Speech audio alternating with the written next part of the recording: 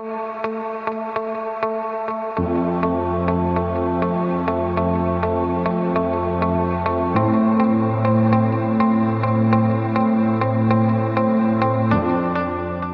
pessoal, vamos continuar então agora com a análise de correspondência múltipla, né? A sigla em inglês desse termo, né, é MCA, Múltipla Correspondência Analysis. E agora, na verdade, a gente vai ver que os princípios da MCA são muito semelhantes da PCA. Então, a ideia é que a gente tem um conjunto de variáveis, um conjunto de dados, na verdade, com muitas variáveis, e a única diferença da PCA é que na PCA as variáveis são quantitativas, né? Então vejam que naquele exemplo da PCA a gente usou o exemplo do Decathlon, onde para cada variável a gente tinha um valor numérico que correspondia ao tempo ou à distância dos atletas, né? Dentro das provas. E agora a gente vai ter uma análise sobre dados categóricos, né? Variáveis categóricas ou qualitativas, tá? Então, eu vou mostrar para vocês um exemplo de arquivo de dados da MCA. Esse arquivo também estará no site da disciplina, exemplo MCA. Já estava aberto. E aqui está o conjunto de dados que a gente vai trabalhar agora, tá? Então veja que, nesse caso, ó, em cada coluna, então, eu tenho um título para cada coluna, idade, sexo, poli 1, poli 2, poli 3, subtipo, carga viral, CD4 e AIDS. Na verdade, esses são dados de carga viral e polimorfismos genéticos nos receptores CD4 de pacientes, né, infectados com HIV. Então vejam, ó, a idade, geralmente, né, a gente coloca como uma variável quantitativa, ou seja, a gente coloca o valor da idade. 50 anos, 30, 35, 37. Para fazer análise de MCA, eu não posso ter nenhuma variável quantitativa. Então, o que eu fiz aqui foi categorizar então a idade em uma idade crítica, que para nossa análise era interessante, né? Ó. Então, aqui a idade eu classifiquei em abaixo de 50 e acima de 50 anos, né? Então, abaixo de 50, acima de 50. Tem essas duas categorias aqui em idade, né? Então, vejam, para fazer análise de MCA, mesmo que exista uma variável quantitativa, né? Você deve categorizar de acordo com escalas que você considere importante. O sexo, que é uma variável categórica, masculino ou feminino, né? Binária, pode ser masculino ou feminino, né? Na verdade, não binária, né? Binária é 0 ou 1, né? Sim ou não. Uma variável categórica, masculino e feminino. Polimorfismo, então, esses pacientes podem ter três regiões de polimorfismo nos receptores CD4. A região 1, que é o poli 1, a região 2, que é o poli 2, a região 3, que é o poli 3. Então, na região 1, eu posso ter o polimorfismo que eu chamei de AA, um outro polimorfismo que eu chamei de AB, e, se eu não me engano, IBB, ok? Então, eu tenho três polimorfismos diferentes na região 1. Na região 2, eu também posso ter os mesmos três tipos de polimorfismo, A, B, BB, ok? E na região 3 também. Então, eu coloquei poli, região 1, AA, tá? Vejam que a forma como eu digito os dados tem que ser padronizada. Ou seja, se eu coloco poly, underline, 1, underline, AA, e esse AA é minúsculo, eu tenho que manter esse padrão para todo o meu conjunto de dados, ok? Sempre mantendo o mesmo padrão. Eu recomendo não usar acentos, não usar espaços nesses tipos de dados, porque pode dar problema na leitura do R. O subtipo do vírus HIV, então tem um vírus, tem informação que não sei, né, que não foi na verdade, categorizado, subtipo, tem subtipo B, tem subtipo NB, que é o não B, na verdade, né?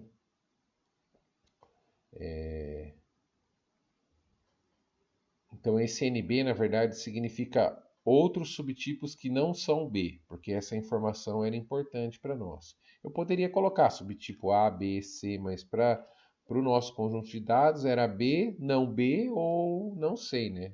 Na verdade, é uma informação faltante aqui. A carga viral. A carga viral também é um dado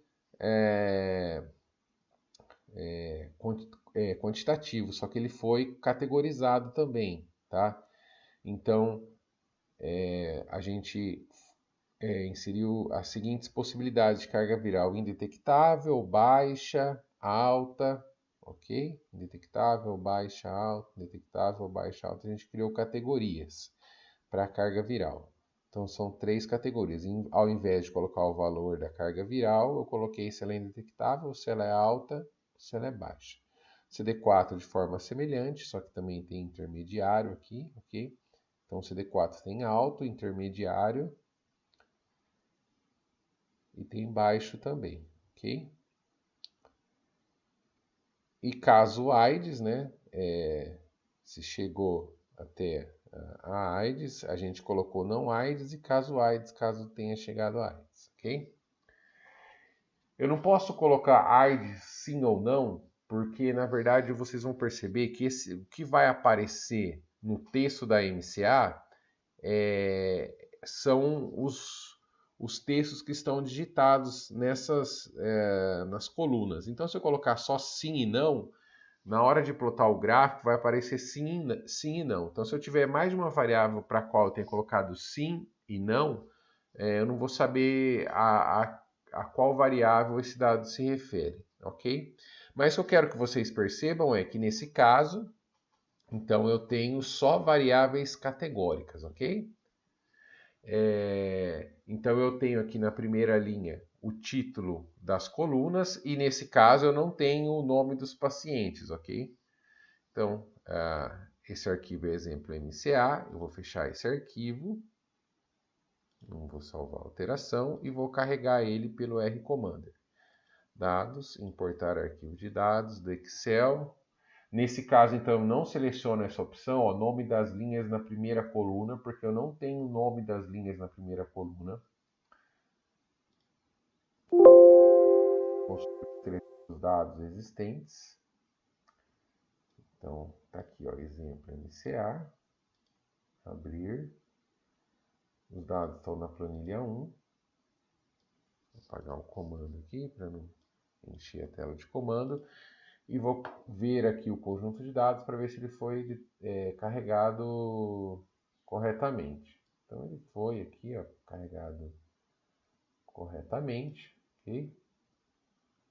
Bom, então os comandos então para executar a MCA, assim como a PCA, não tem menu dentro do R-Commander para realizar os cálculos. Então eu tenho que executar os comandos. Então, os primeiros comandos que eu vou executar é para carregar os pacotes necessários para fazer o cálculo de MCA. Então, são 2 pacotes, esse factomine R, né, factomine R aqui e factoextra. São esses 2 pacotes que são utilizados pelo R para fazer o cálculo de MCA. Então, submeto. Os pacotes foram carregados, vou apagar os comandos para minha tela não ficar cheia aqui. O segundo comando, então, né? O segundo conjunto de comandos, esse aqui, opa, bem no lugar errado. É para calcular a MCA, então ele vai calcular a MCA do meu dataset aqui, ó, né? Não vai gerar o gráfico inicialmente. E ele vai armazenar o resultado da MCA nessa variável res.mca. Seleciono os comandos e aperto submeter. Ele fez o cálculo da MCA. Veja que ele não mostrou ainda nenhum cálculo, ok? E agora nós vamos plotar os gráficos então. Então, o primeiro gráfico é o gráfico das instâncias, ok? Onde nós veremos aquele texto das instâncias plotadas em um gráfico. Então, esse é o comando. Ele vai pegar, então, a variável res.mca, onde tem resposta da MCA, e vai plotar o gráfico. Então, eu volto aqui no RBase e o gráfico está aqui. A análise que a gente faz desse gráfico é muito semelhante à análise da PCA. Então, pontos desse gráfico que estão próximos significam dados que são correspondentes, ok? Então, vamos analisar alguns dados próximos da região aqui do ponto 00, são pouco significantes, vejam que normalmente eles são azul. Dados mais distantes do centro aqui, né, do ponto 00, tanto na dimensão 1 quanto na dimensão 2, também os distantes são vermelhos, ok? Bom, então vamos ver aqui, ó, pontos próximos. Olha que interessante, ó. Aqui 2 pontos que estão relativamente próximos. Caso AIDS e carga viral alta, ou seja, pessoas que têm carga viral alta, de fato, têm tendência a ter AIDS. Veja que eu não posso fazer inferência, né? Depois, para fazer inferências, eu tenho que usar outras análises estatísticas. Essa análise da MCA é para eu ter uma visão geral dos dados, ok? Tentar identificar correspondências, variáveis que possam ter correspondência uma com outra, ok? Aqui, ó, outras variáveis que estão próximas, ó,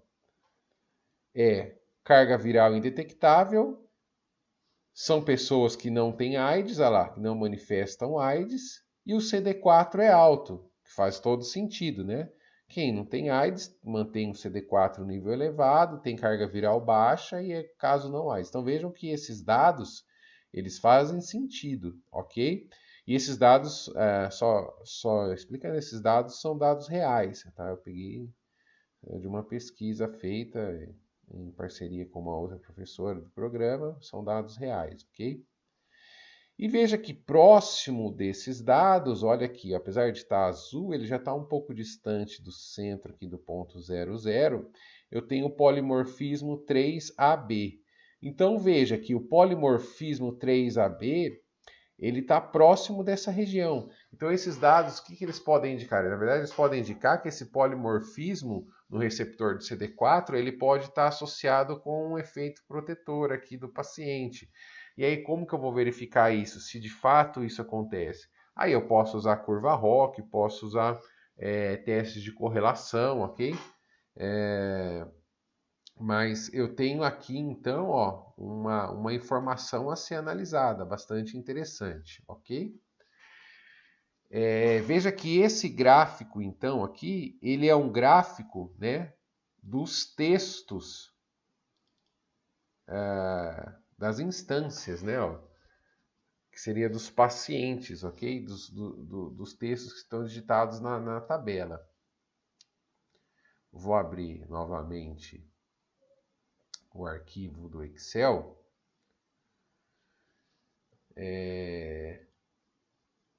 E tem aqui, ó, então, ó, são desses textos, na verdade. Então, ele tenta fazer correspondência entre essas informações, ok? Agora, eu vou tentar fazer uma correspondência dessas informações aqui, ó, das informações da coluna. Então, ele vai analisar todas essas informações aqui, ó, das colunas e vai tentar fazer uma correspondência das variáveis, ok? Quais são as variáveis? Idade, sexo, poli 1, poli 2. Ele vai verificar se existe algum tipo de correspondência entre essas variáveis. Então, nesse caso, eu tenho a segunda linha de comandos aqui, ó, plotar gráfico das variáveis da MCA. Bom, então vamos lá. Eu vou apagar esse comando aqui e vou colocar esse novo comando e vou executar. Ele vai gerar um novo gráfico aqui, ó. Veja que interessante esse gráfico, ó. Na verdade, ele plotou então só os títulos das colunas, verificando então se o título das colunas podem ter correspondência. De fato, não tem nada muito próximo aqui, tá? Mas aqui, ó, eu tenho uma informação que está relativamente próxima, que eu posso depois tentar verificar por algum outro tipo de análise, por exemplo, curva ROC ou também análise de correlação, algum outro tipo de análise, que é da carga viral com o subtipo do HIV, né? Na verdade, seria interessante fazer uma análise ROC disso, porque a carga viral é um valor numérico e subtipo HIV é um valor, é um dado qualitativo. Então, eu poderia usar o valor numérico, quantitativo da carga viral e o valor qualitativo categórico do subtipo HIV e fazer uma curva ROC para ver se de fato a carga viral, né, ou o subtipo HIV pode ser um preditor para a carga viral, né? Então a gente poderia usar aquela análise ROC, eu já expliquei para vocês como que faz.